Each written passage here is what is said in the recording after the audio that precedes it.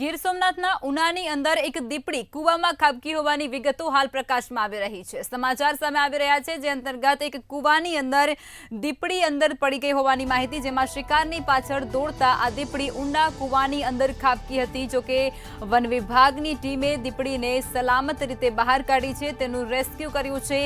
દીપડીને Jasadhar animal care સેન્ટરમાં અત્યારે ખસેડવામાં આવી છે અને તેની જે તપાસ છે તે પણ કરાશે। ત્યારે વન વિભાગ દ્વારા 1 જ કલાકની ભારે જહેમત બાદ દીપડીને કૂવાની અંદરથી સહી સલામત રીતે બહાર કાઢવામાં આવી અને ઉનાના ભાચા ગામે આ સમગ્ર કિસ્સો બન્યો છે, જેમાં એક ખેતરના ખુલ્લા કૂવામાં માદા દીપડી ખાબકતાની સાથે જ સમગ્ર વન વિભાગની ટીમ છે તેને ત્યાંના સ્થાનિકોએ જાણકારી આપી હતી અને વન વિભાગ દ્વારા ફક્ત 1 જ કલાકની અંદર તેનું દિલ ધડક રેસ્ક્યુ કરવામાં આવ્યું છે અને તેને સહી સલામત રીતે કૂવામાંથી બહાર કાઢવામાં આવી છે અને ત્યારબાદ તેને કોઈ ઈજાઓ પહોંચી છે કે કેમ તેને લઈ અને જસાધાર એનિમલ કેર સેન્ટર ખાતે તેને ખસેડવામાં પણ આવી છે।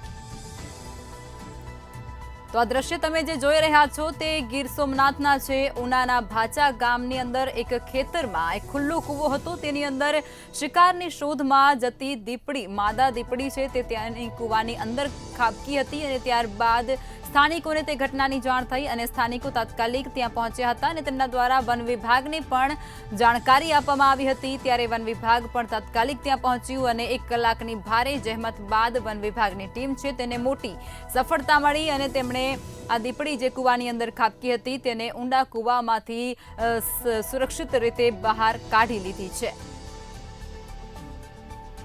ફક્ત 1 કલાકની અંદર જ તેઓએ આ દિલ ધડક રેસ્ક્યુને અંજામ આપ્યો છે વન વિભાગની ટીમે અને ત્યારબાદ જસાધાર એનિમલ કેર સેન્ટર ખાતે આ દીપડીને ખસેડવામાં પણ આવી છે।